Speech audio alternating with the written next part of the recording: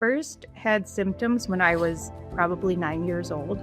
For the next 18 years, had symptoms of OCD, and I had no idea it was OCD because none of my symptoms really fit into what I knew about OCD. And I finally got to this point in my 20s of basically rock bottom and didn't mind dying. The diagnosis and the label helped a lot, but really the biggest thing was like knowing that other people had bad thoughts too. Because I thought, there's no way that there are other people who are thinking these things. Like, I don't know how it was possible that I was the only one in the world. I want to say that treatment is worth it and that there is help for you, and it might feel scary, but it will open up your life in amazing ways.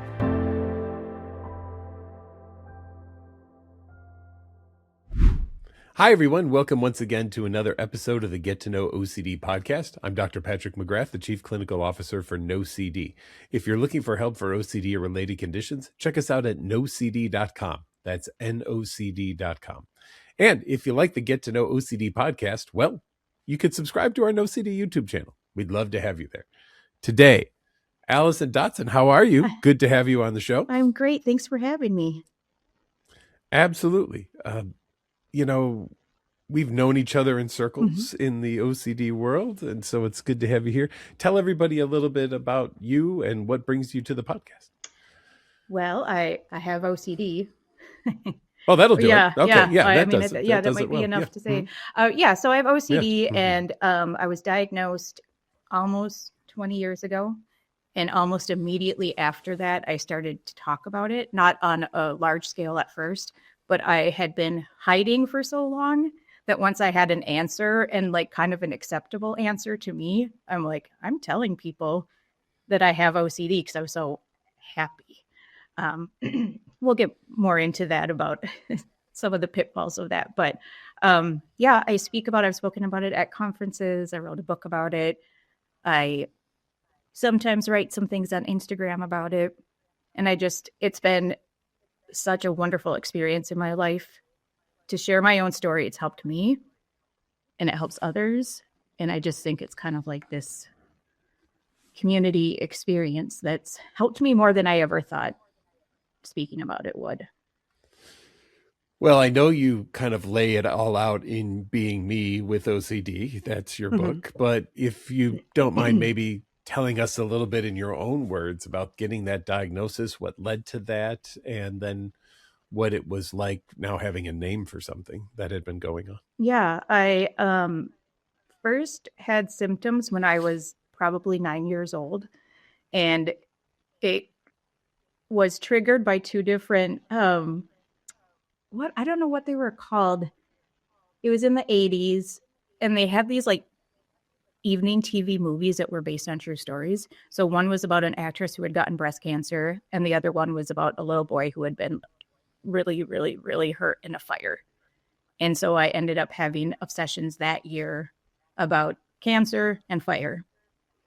And I, for the next 18 years, had symptoms of OCD, and I had no idea it was OCD because none of my symptoms really fit into what I knew about OCD, which is kind of partly the stereotypical aspect of OCD, but also just like the easy to share, the easy to show side of OCD, which is like, of course, when you watch TV or a movie, like you're going to see the hand washing, or you're going to see someone checking, going back and forth. Like that's really easy to visually show somebody. And you're not always going to show like the internal torment that someone is going through. And that's what I was really experiencing, was these like awful and scary intrusive thoughts.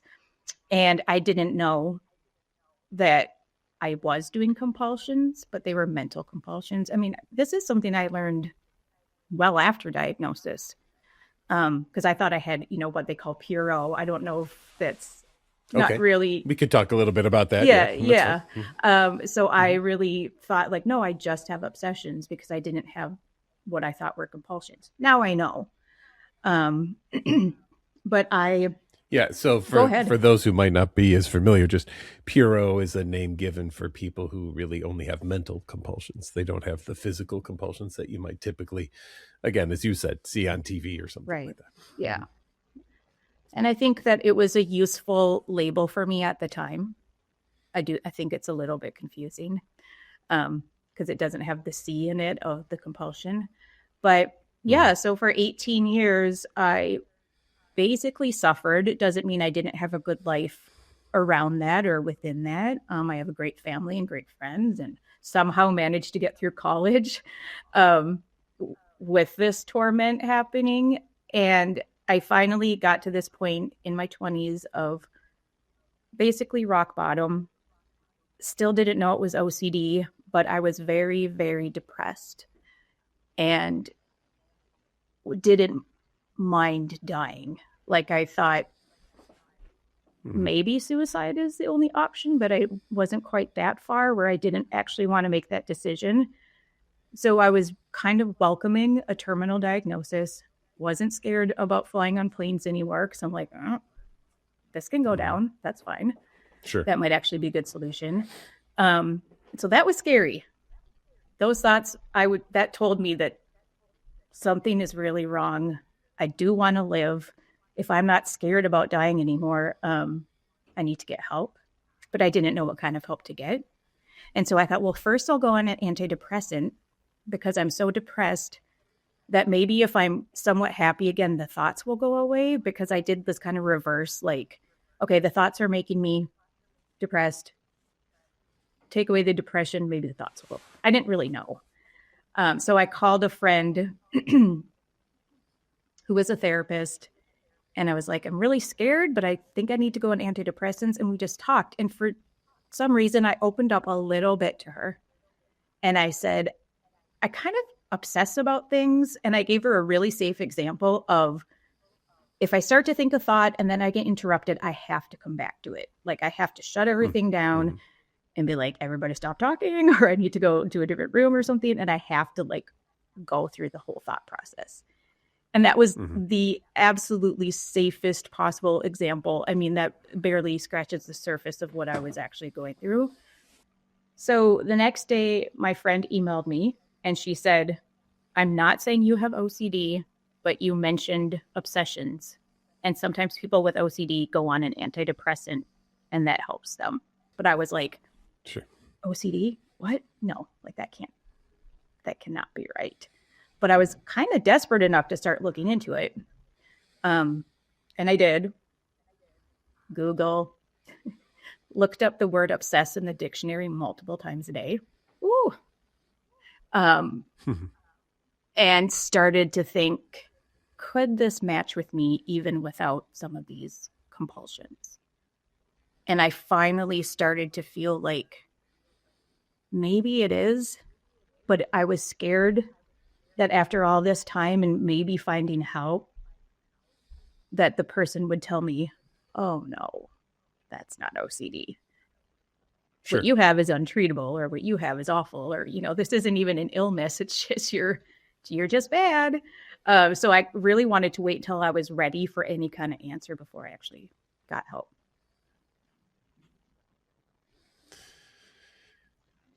And did you feel like you could actually get an answer, or Yeah. what was it? What was it like? Because obviously, with OCD, the doubt that's there. How did it feel trying to find that answer? Well, I mean, it actually went pretty quickly once, but I had narrowed it down so far to like what it probably was that I didn't go to a lot of different people and have like confusing answers. Like I pretty much knew that it probably was OCD. Um, so I went to the IOCDF website. They have a provider Okay. database. I picked the person that was like 1.13 miles away from me because I didn't want to drive too far. And Yeah, and that makes sense. Yeah. this was like Mhm. 20 years ago. We didn't have like GPS to just tell you how to get somewhere. You had to print out like a MapQuest thing. And I'm like, I just don't want any Right. anxiety with it. So I went to Mhm. him, and he was great. I actually called his office expecting to get an intake line, and he answered. Mhm. Um, and then transferred me to the intake line. But he told me, if you're really struggling in the next couple of weeks before I can get you in, like, feel free to call me. So I felt like I had this kind of amazing experience at first because I knew enough. I had educated myself enough to know to go to the right person. Whereas I know sometimes people really don't know what's happening. And then maybe they go to someone who says they treat OCD and they don't. And, but I got lucky with that. But, lucky of 18 years of having no idea.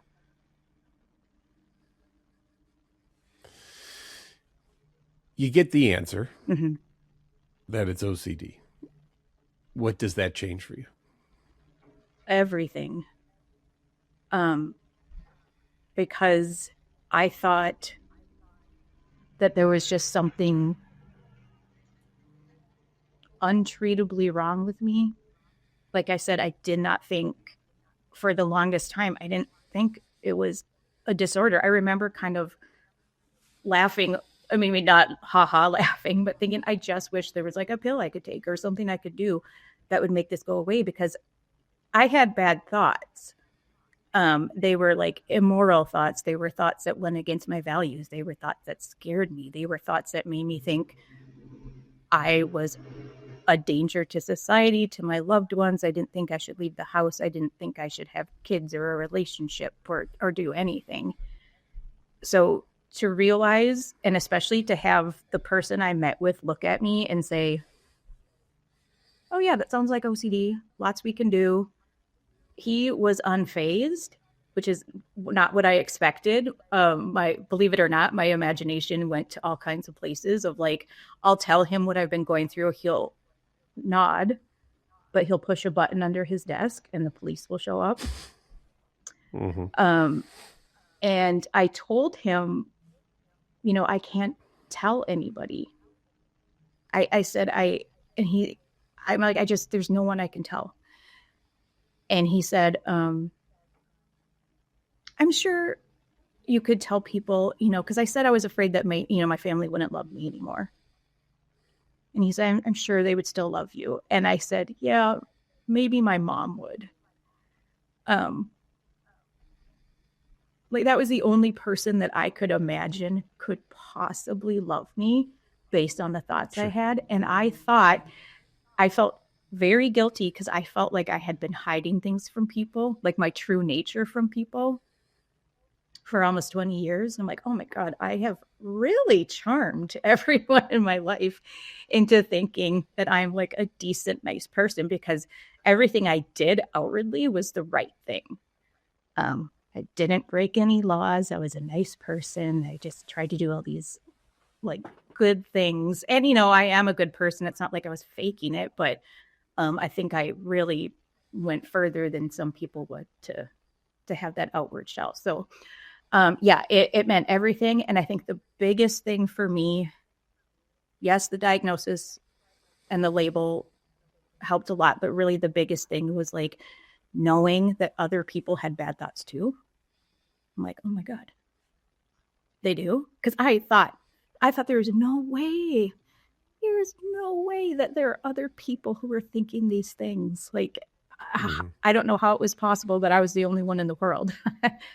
I was like so unlucky that it was just me.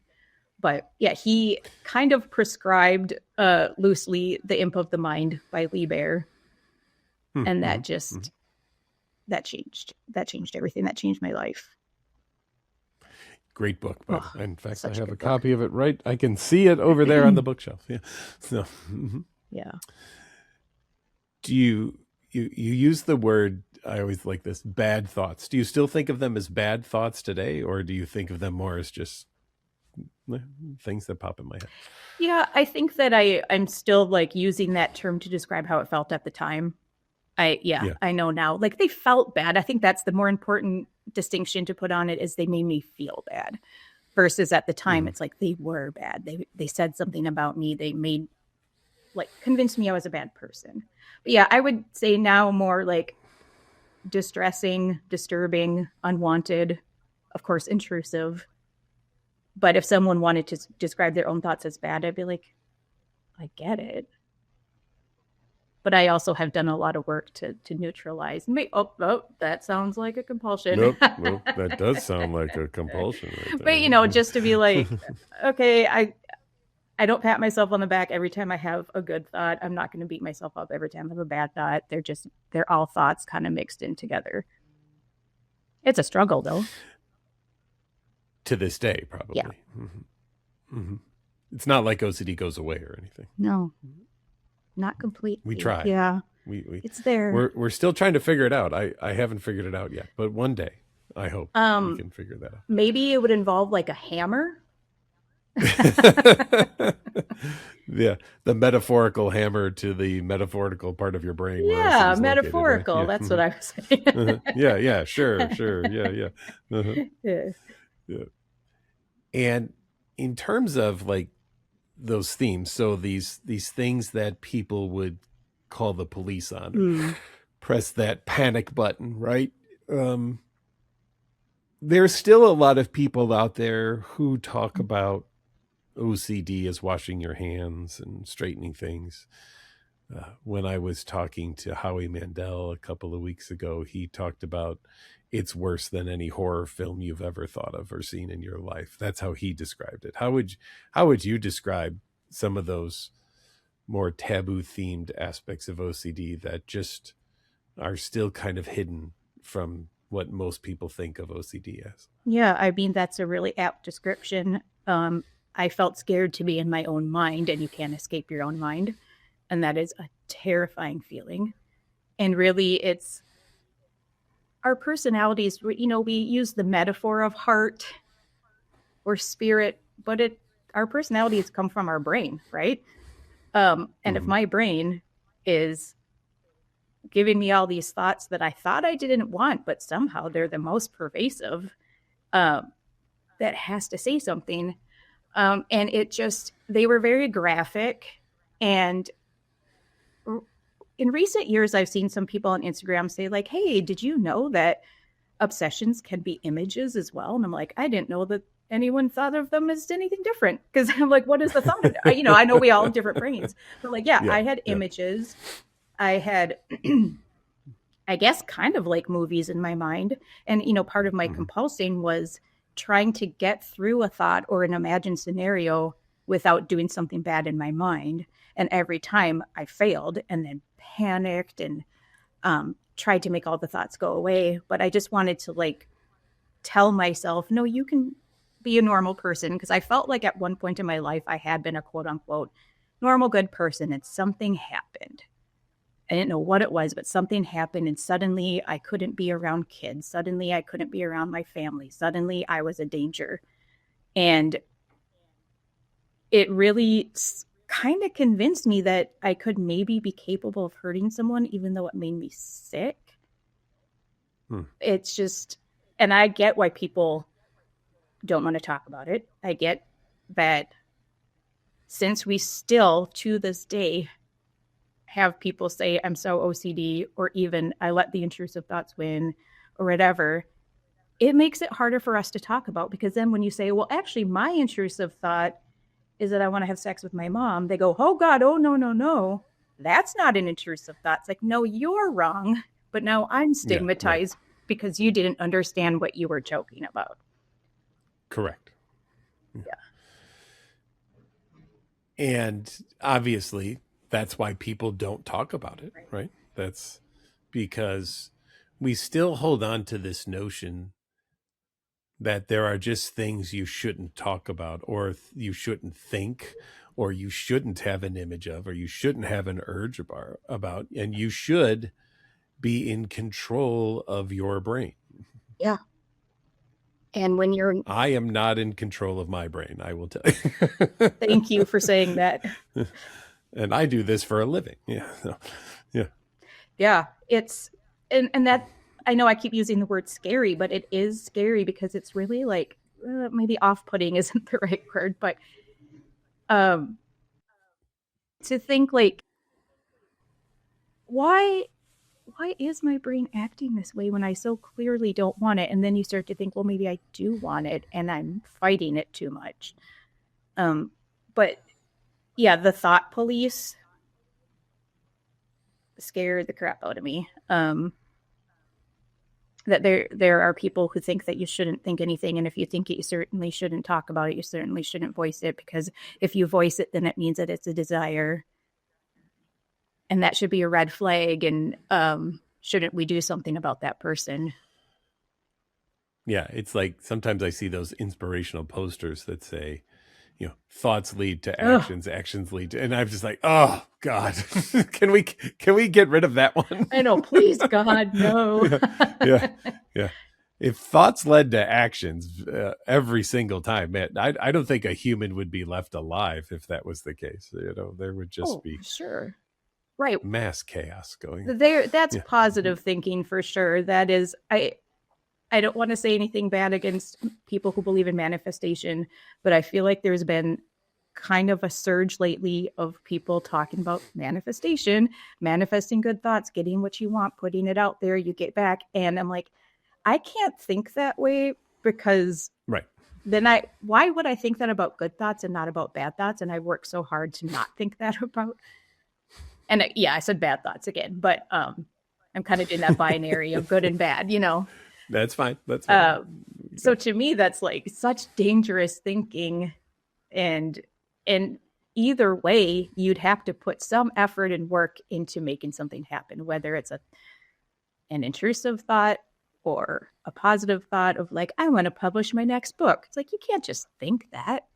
You have to write the book, and you have to send it to publishers or get an agent. You have to do all that stuff. That's why my next book hasn't come out. I have just been thinking. Is it? It's still up there. Yeah. It's. I have not done the things needed to do to put it on paper. Okay. It has to be. So let me explain a little bit to you. You have to use your hands to type. Oh, right. Maybe you could. Well, you could write with a pen and paper. Maybe have it. People still do that. They do. They do. Yeah. Could hire a transcriber. You could. Maybe they could. Yeah. Ooh, yeah. You could use a quill, ink and pen, and then have a transcriber. Who doesn't like a good quill these days? These days, right. These days, of course. So these things are in your head. They still are in your head, even after treatment. I think sometimes people have that notion that maybe I'll get treated this and then I'll never have these thoughts again. And that is not the goal of therapy whatsoever. Was that difficult to hear at first, that the goal of therapy was not going to be that we're not here to make these things go away. We're here to learn to live with them? Yeah, because that was my biggest wish, is I would never think it again. Like, God, Gotcha. could you just wipe the slate clean? And I, it's been so long now, but I don't think it took me too long to just say, okay, I know that I can't undo the thoughts I've already done. I can work on not feeling as upset about it, because really what hurts about OCD is how it makes you feel. And if I can feel better about myself regardless of the thoughts, or if I can say like, somehow I don't have to like them to accept their presence, working through that was okay. I think before I was diagnosed and before I really had an inkling it was OCD, I just remember thinking, even if I wake up tomorrow and never have one of these thoughts again, I don't know if I can ever forgive myself for the thoughts I've already had, because the shame of them was staggering. Sure. I was just like, and what kind of person am I to come to terms with those thoughts and say, oh, they didn't mean anything? What kind of person am I to say that, like, to end up laughing about them, or to like move on with my life as though I had never been this awful person? It really felt there was a lot of guilt about that, and about this idea that not feeling upset by the thoughts said another thing about me, which was that, shouldn't they upset you? Think about what they are. That should upset somebody. Come on.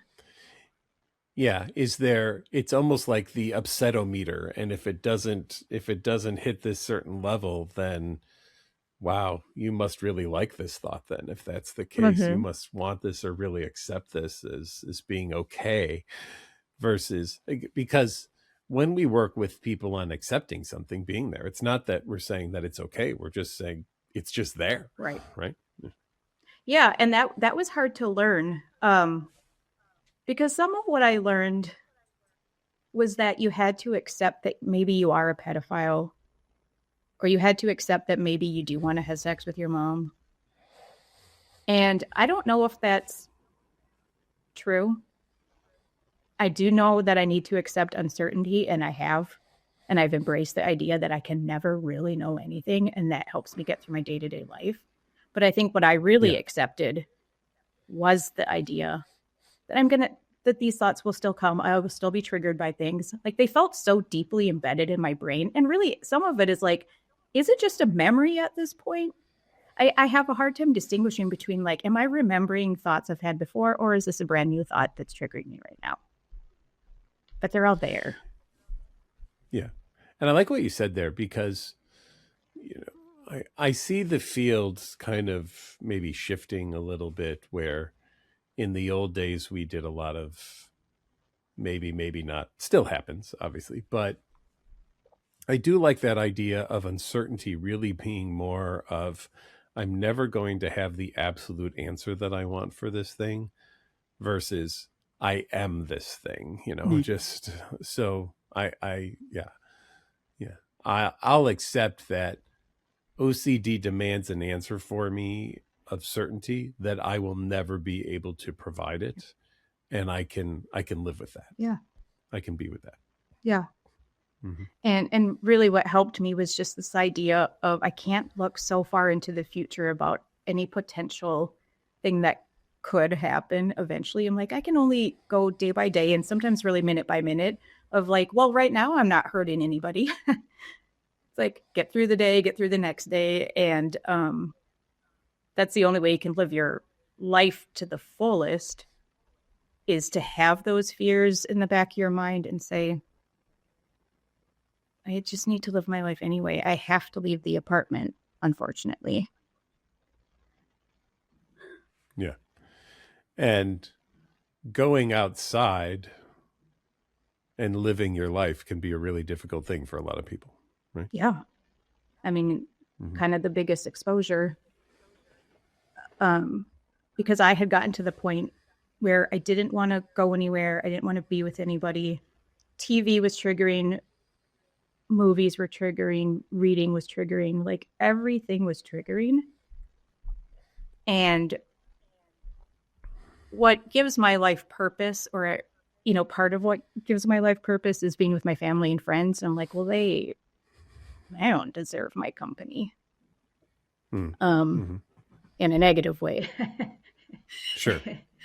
And you don't deserve theirs in a positive Exactly. way, right? In a similar kind of thing. Yeah. It just felt like it was so tiring to be with them, instead of being a respite of like, oh, I get to hang out with my mom. I love my mom. She loves me. Isn't this going to be a nice break for my thoughts? Oh my God, no, it was not a break. And she noticed that I was very down and there was something wrong, but like there was no way I was going to tell her. And then you told the world because you wrote a book about it. Yeah, but I told her not to read it. Don't therapize me on that. Mm-hmm. So why a book, and why be this literal open book to the rest of the world about what's going on in your head? Mm-hmm. Well, why a book? I was an English writing major, love to read, love books. I work with books now, so perfect medium for me. At the time, so it's been out for a while, it was 2014. At the time, there weren't as many books as there are now. And that seems wild to think, because that's just a little over a decade. And especially when I started writing it and like actually like was working to get a publisher and stuff, that was even longer ago. I didn't see anything out there, beyond the imp of the mind that really spoke about taboo thoughts and was like to the reader. And it wasn't And from someone with lived experience, I'll say that. It wasn't a therapist. It was someone who has OCD, Yeah. who will say, hey, I went through this and it felt awful, and I know that you can get through it because I know what feels awful to you. And it ended up being for teens. I think that's a really critical time, childhood as well. Mm-hmm. But I thought that was important because my teenage years were terrible for lots of reasons. One is no one invited me to homecoming. Oh. Yeah. Yeah. Two, I had unwanted intrusive thoughts the whole time. Maybe they could tell. Maybe they're like, she's not going to want to dance. She seems really in her head. She doesn't want to sit on a hay bale. But yeah, that's what I focused on. And it was meant to be for kids 13 and up. And then they said it was too explicit. So then it was 15 and up. And I'm like, oh, God. Oh, okay. It's called explicit when I finally come out and say, like, these are my sexual intrusive thoughts. But I also talked about suicide and things like that.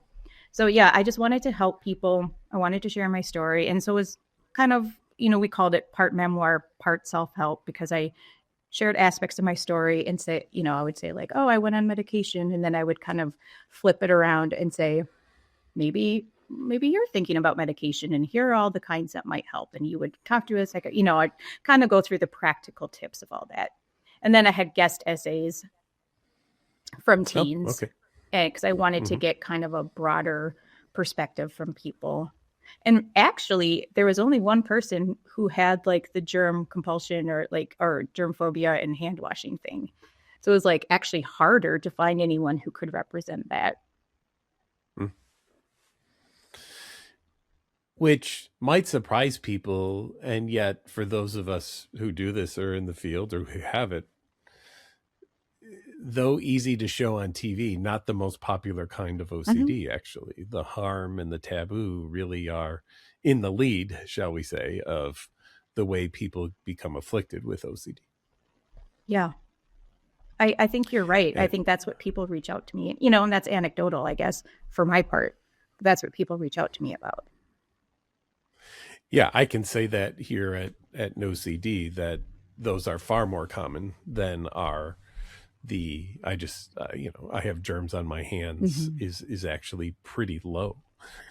Not that we don't get it, we do, but boy, is it the what if followed by worst case scenarios about me, right? Or doing something to be harmful to others or harming myself in some way. And those are there.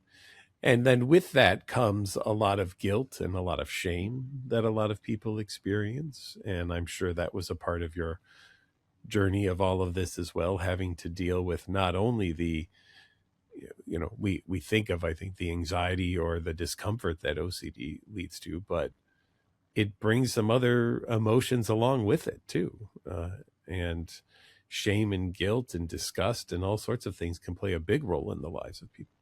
Huge. Yeah. Because, I have had all kinds of obsessions.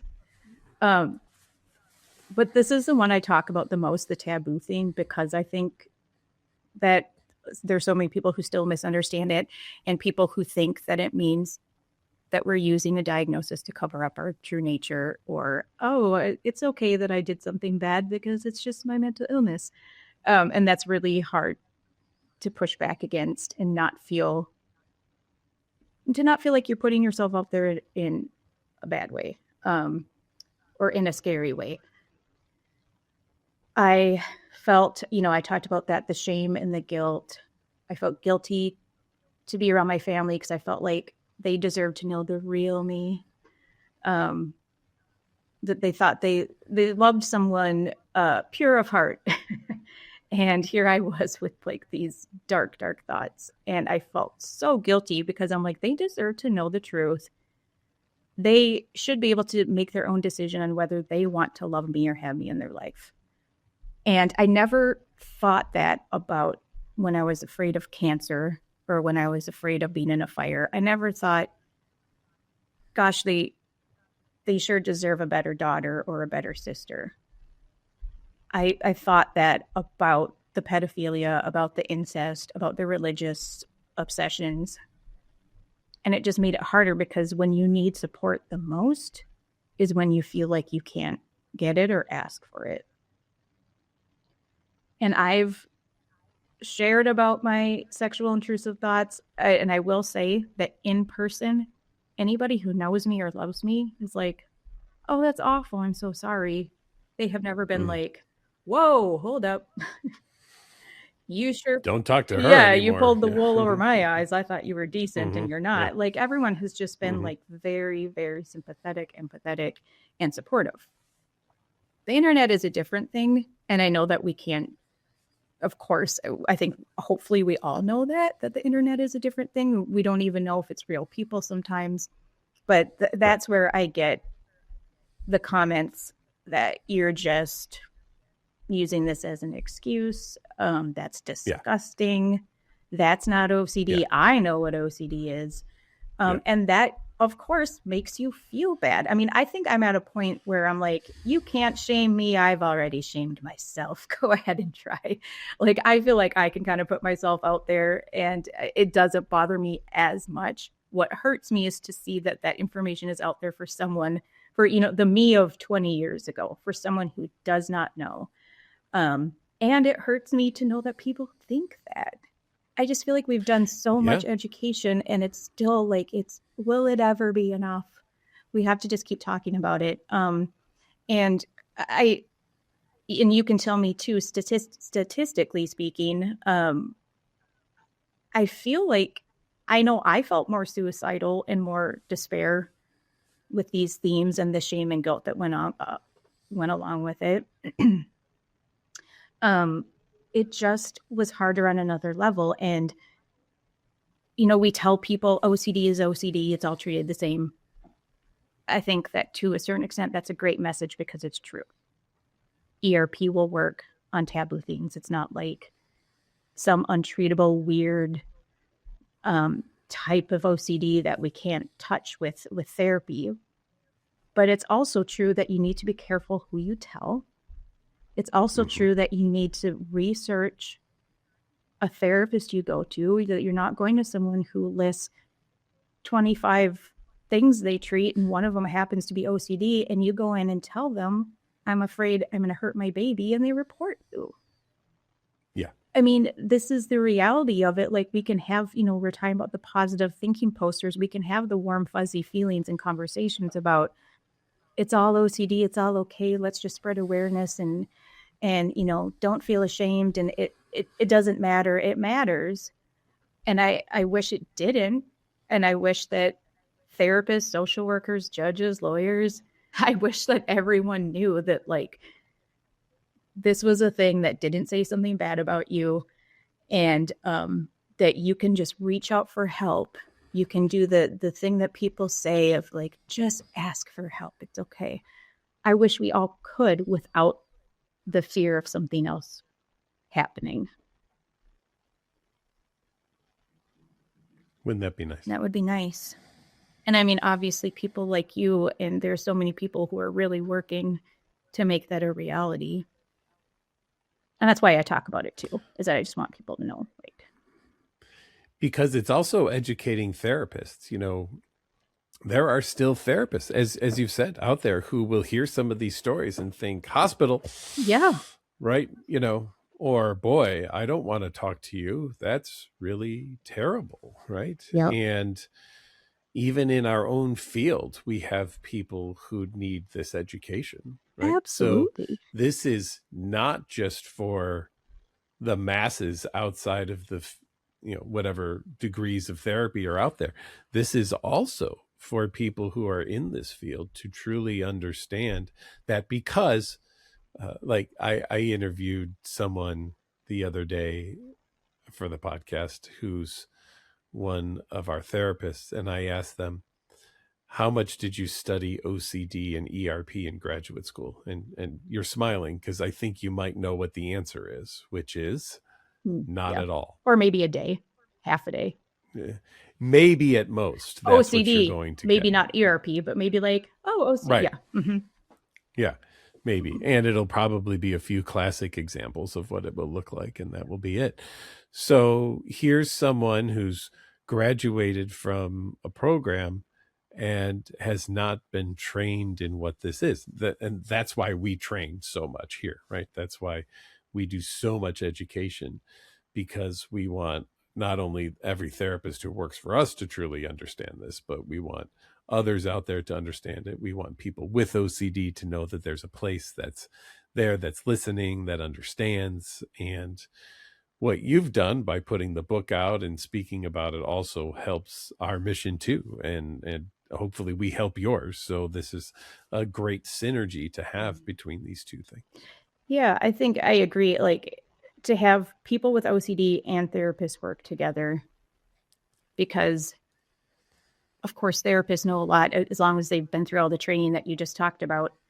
But it's also good to just hear from people with OCD to understand what it feels like, and not just like how we can treat the symptoms and how we can move through a program of exposures and response prevention, but like, how does this feel? How does it affect your life? And the other kind of like more holistic approaches behind that, of like, how do you forgive yourself? And I don't really like to use that word for, but that's what I say a lot, is like, I had to forgive myself for thoughts that I didn't want, and to tell myself, like, you didn't want those. It was okay.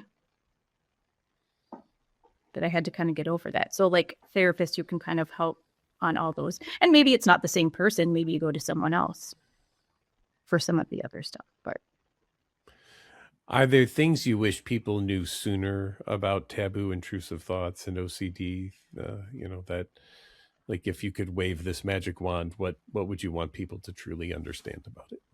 well, I wish that we had always just known about it, and that when I was 9 years old, I could have told my parents and they would have been like, huh, no problem there. We all have those thoughts, and there's an ERP therapist in town. I mean, of course, that's not the case at all. And sometimes I tell people that even though I wish I hadn't gone 18 years before a diagnosis, I'm also glad that I didn't get the wrong care. And as a child, or, because my parents wouldn't have known what to do, and they would have reassured me, because that's what parents do. Sure. So yeah, I wish that people understood that. I wish that people knew that we probably all have these thoughts, but not everyone even realizes it, because it's a fleeting thought that goes through their mind, and they're not superior to us.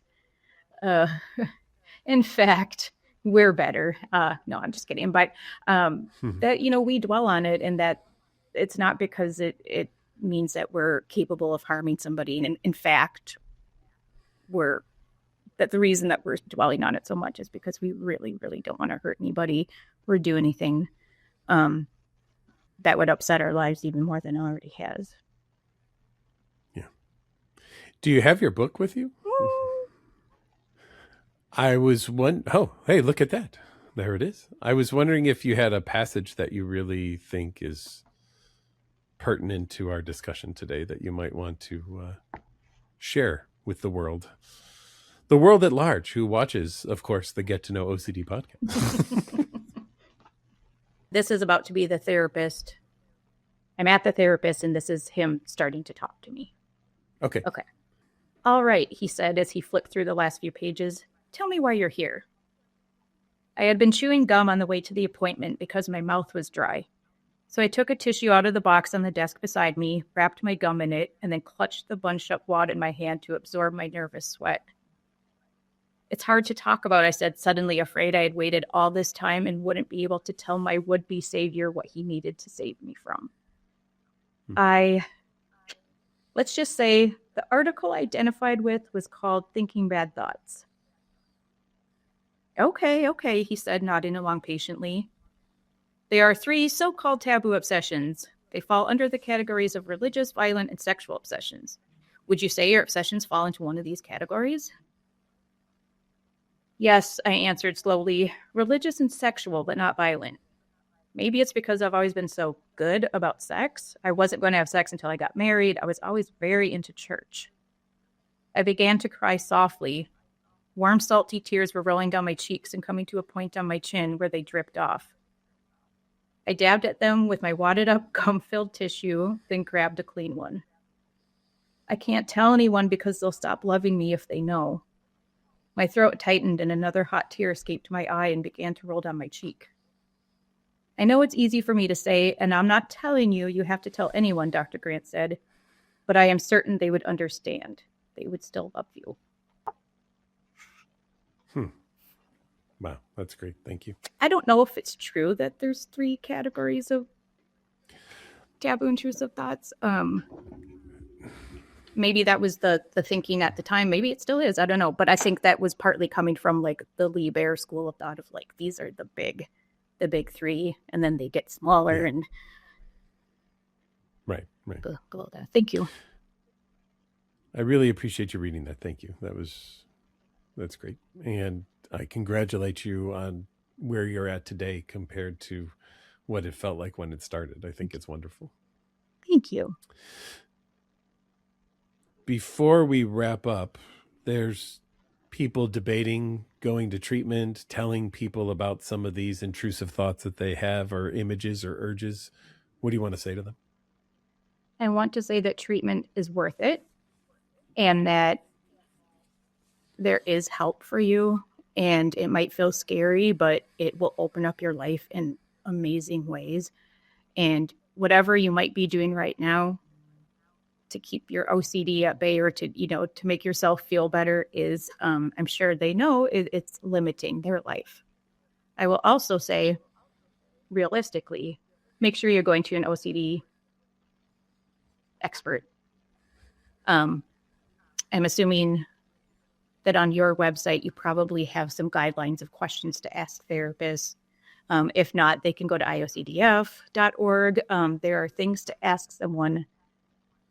And as long as you get a qualified person who can help you, there is hope. And you don't have to tell everybody. I mean, I know that different communities and different cultures and religions have different ideas about what's okay to talk about and share. You can write to me. There are ways that you can share things anonymously. Mm-hmm. And, I think it's okay to also lurk. You don't have to follow certain Instagram pages or whatever. Like, you can just look at them and read and feel a sense of community. And if you find any way to get to the conference, the OCD conference, or do any kind of thing like that in your own community is so healing. It makes you feel less alone, and it gives you new friendships and new relationships. I have like some of my most meaningful relationships in my adult life are OCD people, as I called them. Everyone else is a normie. Yeah. Thank you, Alison, for being here today. I really appreciate it. Oh, thank you so much. I appreciate it too. And thank all of you for watching the Get to Know OCD podcast. If you're looking for help for OCD or related conditions, check us out at NOCD.com. That's NOCD.com. And if you like the Get to Know OCD podcast, well, subscribe. We are on the NOCD YouTube channel. Alison told us great information today about parts of OCD that aren't as familiar to everyone. And OCD does not ever have your best interest at heart. So my advice is always be better to yourself than your OCD ever will be. Thanks for watching. We'll see you again.